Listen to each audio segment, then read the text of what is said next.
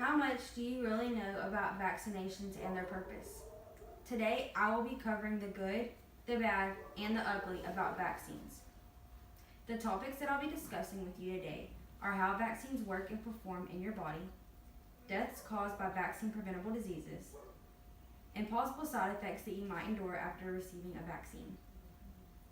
Vaccinations are a legal requirement by the government to ensure the health and the safety of citizens.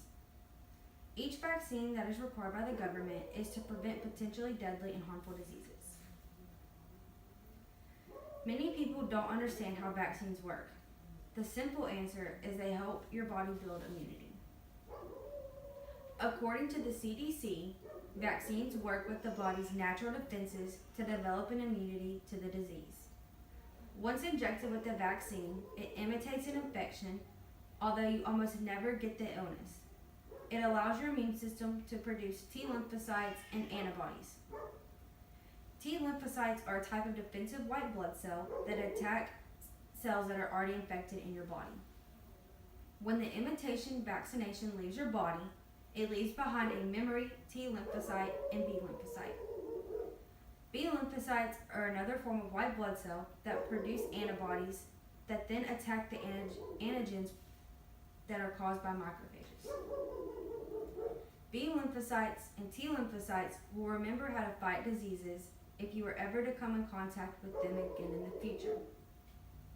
It takes a few weeks to produce these lymphocytes, so if you were exposed right before or right after, you can still contract the disease because you have not had enough time to produce protection.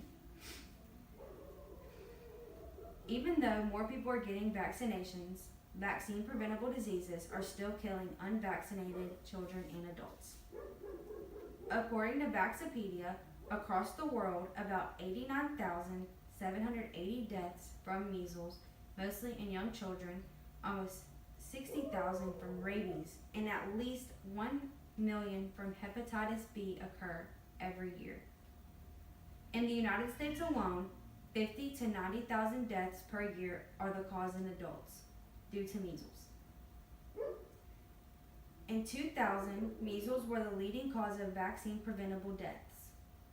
That number dropped to 200,000 by 2007, but it is still number 3 on the list of vaccine preventable diseases that are still deadly to children.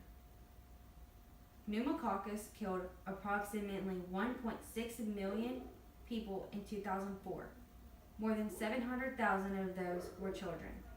Most cases of this are pneumonia.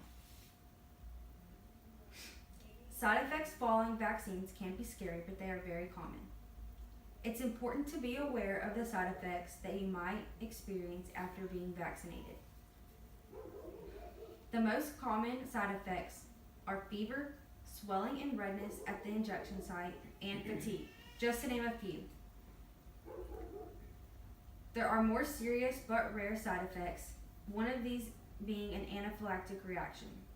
An anaphylactic reaction is dramatic and life-threatening, although it only occurs in less than 1 in 1 million cases.